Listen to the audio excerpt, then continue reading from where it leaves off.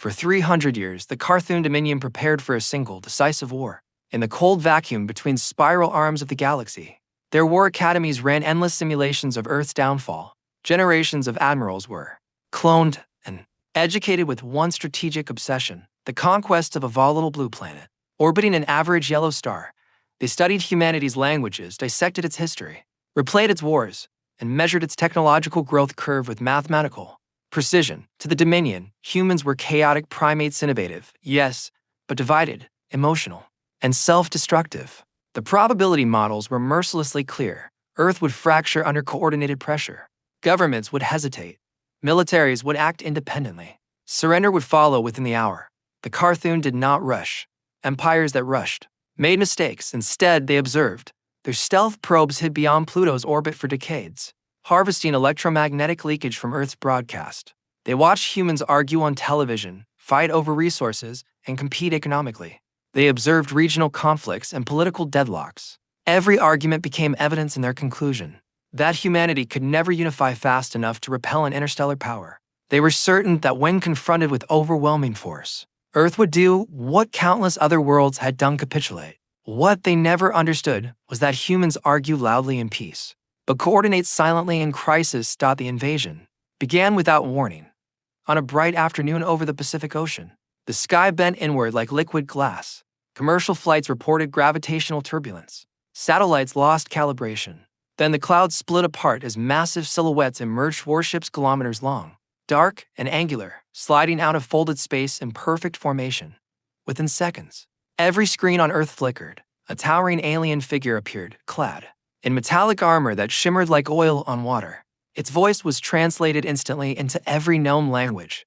Species designation: human. Your planet is now property of the Karthuun Dominion. Surrender all governing authority. Resistance will result in atmospheric sterilization. The message repeated once, then it ended. Across Earth, panic surged, but only briefly. Governments activated continuity protocols written decades earlier under projects the public barely knew existed. Military command centers shifted to sealed communication networks. Nuclear submarines submerged deeper. Orbital defense platforms, long rumored, rarely confirmed, came online. Humanity had never announced its planetary defense initiatives publicly. There had always been debate about funding them. But somewhere in the collective subconscious of the species, there had been agreement on one point: if something ever came from the sky, there would be no time to argue. In orbit, the Karthuun deployed their opening move. Tungsten kinetic rods detached from carriers and accelerated towards strategic military targets. The Dominion favored overwhelming first strikes, but as the rods descended, space around them shimmered. Hidden satellites camouflaged for years. As debris activated in synchronized bursts of directed energy, brilliant beams lanced upward, overloading guidance systems into stabilizing trajectories. From the ground, civilians watched streaks of fire scatter harmlessly across the upper atmosphere like artificial meteors. The Karthuun tactical AI recalculated its projections. Earth's defensive readiness exceeded estimates by 22%. Then humanity counterattacked. Massive orbital rings that had been quietly constructed over decades rotated into alignment. Fusion reactors flared. Railgun platforms fired tungsten projectiles at fractions of light speed. The first Karthuun destroyer never saw the impact. Its shields adapted milliseconds too late. The projectile pierced hull and reactor core, splitting the vessel in a blinding flash. Shockwaves rippled through the alien formation. A second rail strike crippled a cruiser's propulsion array. A third shattered a carrier's weapon spine. For the first time in centuries of conquest, a Karthuun fleet commander felt uncertainty. On Earth, world leaders appeared together on a unified broadcast. Flags from rival nations stood side by side. The message was brief and devoid of rhetoric. We are operating under a unified planetary defense initiative. All military forces are now coordinated under joint command. We will not surrender. Around the world, citizens watched in stunned silence. Old rivalries evaporated in the presence of a common existential threat. The Dominion escalated. Atmospheric insertion pods screamed through the sky, targeting major cities. Each pod carried enhanced Karthuun soldiers engineered for extreme environments. Their armor adapted to temperature and pressure changes in real time. They were stronger than humans, faster, and equipped with plasma weaponry capable of cutting through reinforced steel. They expected fragmented resistance. Instead, they encountered layered urban defense systems refined over centuries of human warfare. Drone swarms filled the skies between skyscrapers, autonomous and networked. EMP devices detonated with precision, timing, disrupting alien suit interfaces. Local power grids rerouted energy to defense nodes automatically. Civilian infrastructure became part of the battlefield in ways the Dominion had not predicted.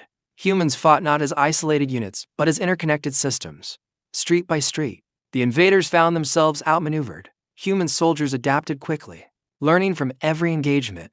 Within minutes, battlefield data flowed through global AI networks that updated tactics in real time. The Karthuun had superior individual capability. Humanity had superior collective adaptation. 7 minutes into the invasion, the Dominion initiated contingency protocol, orbital sterilization. The flagship maneuvered to deploy atmospheric ignition warheads designed to strip planetary biospheres.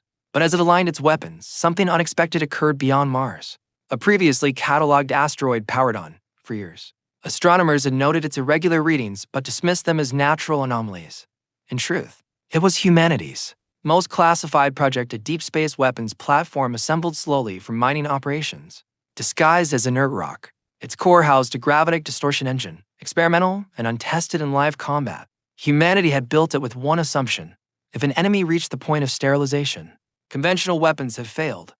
Now it activated a focused gravitic, shear propagated through space, invisible yet catastrophic. It struck the heart of the Karthuun formation. Ships warped under crushing tidal forces. Hull plating folded inward like paper. Shield matrices overloaded. One by one, vessels lost structural integrity. The flagship's sterilization array destabilized. Before it could fire, back on Earth, observers saw alien ships distort and implode without visible explosions, collapsing under forces beyond comprehension.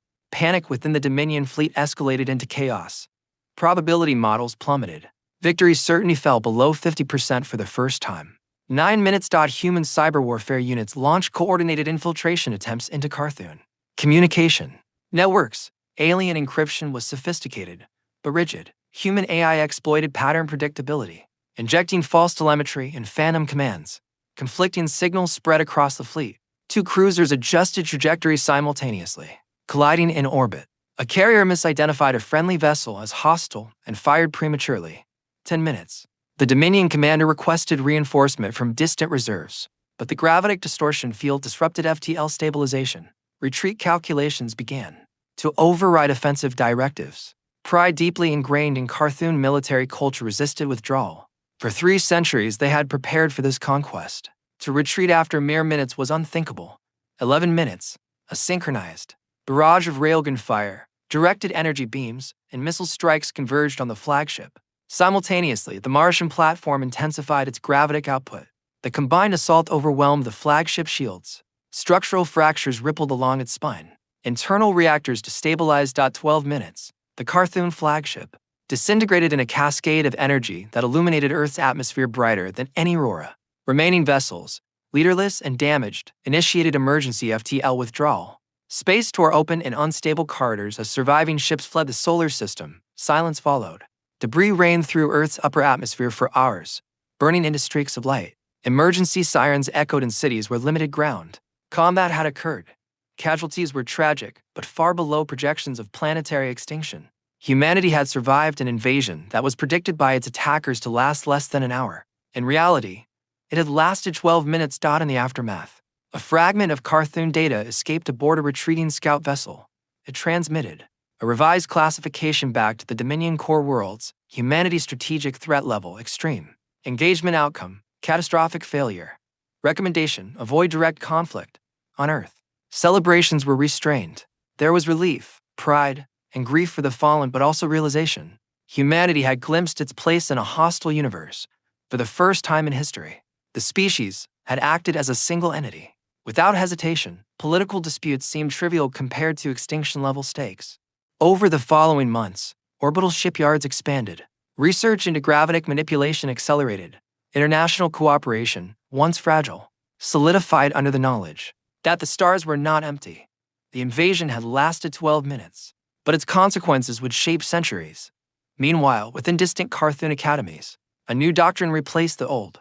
Earth was no longer categorized as a fractured primitive world. It was reclassified as a unified defensive civilization, capable of rapid adaptation and unconventional strategy. Cadets studied the failed invasion as a cautionary tale about underestimating volatile species. Forged by adversity, They had trained for 300 years to conquer Earth.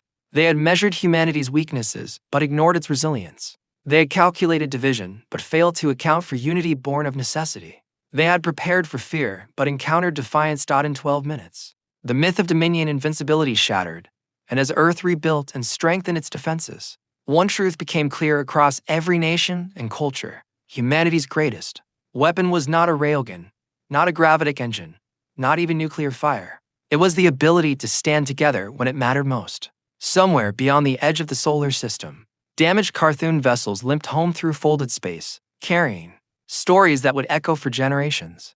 They would speak of a world that argued endlessly with itself until threatened, a world that seemed divided until unified by survival, a world that turned an entire star system into a trap. They had prepared for 300 years. Humanity had been preparing for far longer.